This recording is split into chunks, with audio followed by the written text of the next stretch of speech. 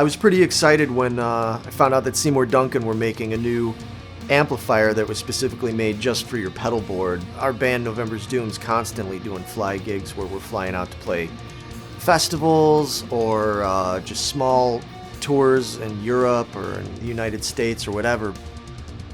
Usually when we're flying, it's a lot of trouble trying to bring gear. At best, you might want to bring your guitars and a few pedals and stuff like that, but trying to bring amplifiers is just not really an option. You're not going to get that on a plane easily, and you wouldn't really want to try it.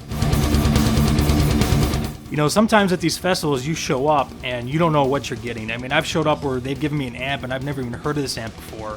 Trying to be on stage, you know, right before you're supposed to play, trying to dial in a tone with something you haven't used before is a nightmare.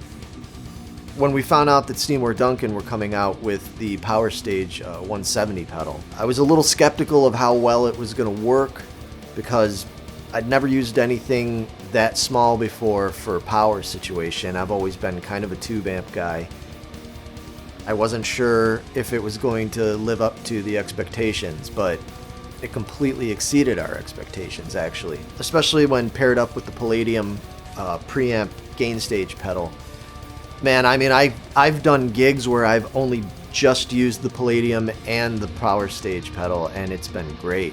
I can fill up anything from like a small club to basically a stage at a festival where we're, again, in front of thousands of people.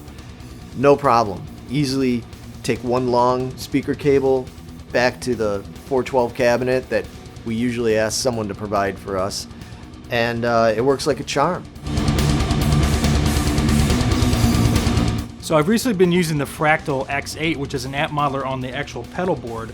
Pairing that with the 170 is actually a great combination. Most guys who use amp modelers have, you know, a rack power amp, but they don't sound as natural and close to an actual guitar amp that the 170 does. I found that the PowerStage 170 is really good with all of my pedals. It sounds great with the Palladium. It sounds great even with just an overdrive like the Forza or the 805 going straight into it. You get a really good gritty rock sound using that. I've done that for some gigs. I love the way that pedals like the Vapor Trail or the Silver Lake sound going through it. It's powerful, it's clean, but it's got life, it's got girth to it. I, honest to God, have fooled so many sound men into thinking that I was plugged into a tube amp. I've turned a lot of people on to this. I think this is going to be the way of the future. It's so practical. It sounds so good.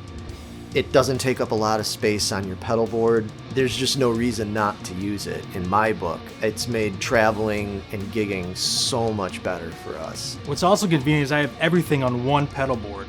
I don't have to set everything up on a rack system, carry a bunch of cables back and forth. It's literally on one board. I have two cables to plug in, and I'm done.